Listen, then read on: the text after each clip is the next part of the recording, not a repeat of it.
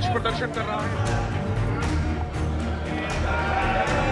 विपक्षी गठबंधन द्वारा राज्यसभा में सभापति जगदीप धनखड़ को उपराष्ट्रपति पद से हटाने का नोटिस दिया जा चुका है।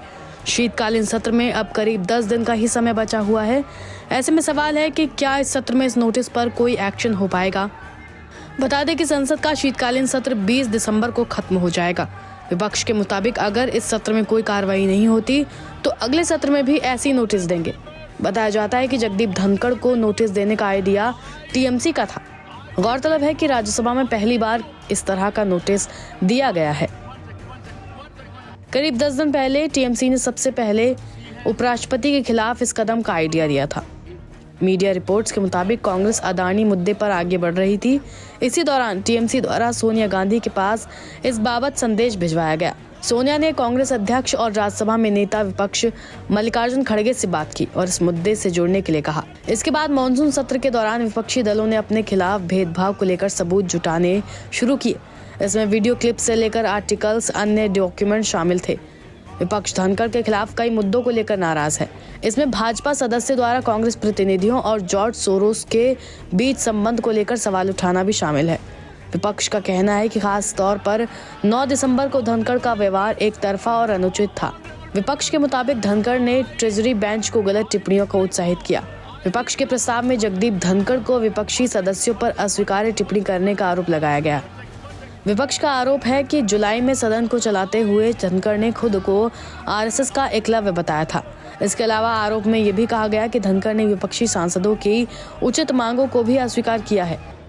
विपक्ष का आरोप है कि वो देश भर में विभिन्न मंचों से सरकार की नीतियों के प्रवक्ता की तरह से बात करते हैं। गौरतलब है कि विपक्ष के पास जगदीप धनखड़ को कुर्सी से हटाने के लिए आंकड़ा नहीं है। तो फिर विपक्ष ये अविश्वास प्रस्ताव क्यों लाया है? इसके 2 बड़े कारण हैं। पहला, सदन में बोलने का मौका मिलेगा। संसद के विंटर सेशन में अब तक विपक्ष को किसी बड़े मुद्दे पर बात करने का मौका नहीं मिला। इस अविश्वास प्रस्ताव पर अगर बहस कराई जाती है तो सभी पार्टियों के लोकसभा और राज्यसभा के कुछ सांसदों को इस पर बोलने का मौका मिल सकता है। वहीं इस दौरान राज्यसभा में सभापति अपनी चेयर पर नहीं होंगे। ऐसे में विपक्ष के सांसद और खुलकर अपने बातें रख सकते हैं। साथ ही उन मुद्दों को भी उठा सकते हैं जिस पर सदन में बहस नहीं हो पा रही है।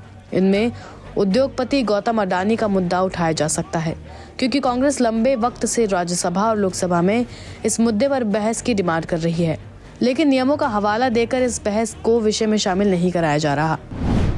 दूसरा, इतिहास के जरिए प्रतीकात्मक विरोध। देश में आजादी के बाद से अब तक किसी राज्यसभा के सभापति के खिलाफ अविश्वास प्रस्ताव नहीं लाया गया। जगदीप धनखड़ के खिलाफ अगर प्रस्ताव पटल पर आता है तो ये सभापति के खिलाफ इतिहास का पहला अविश्वास प्रस्ताव होगा।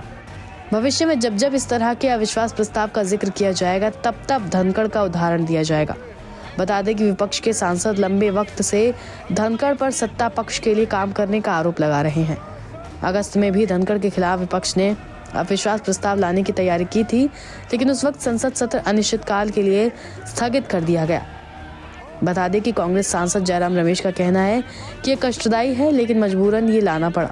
विपक्षी सांसदों का कहना है कि धनखड़ अपने उन नियमों का पालन भी नहीं कर रहे हैं जो खुद उन्होंने 2022 में लागू किए थे।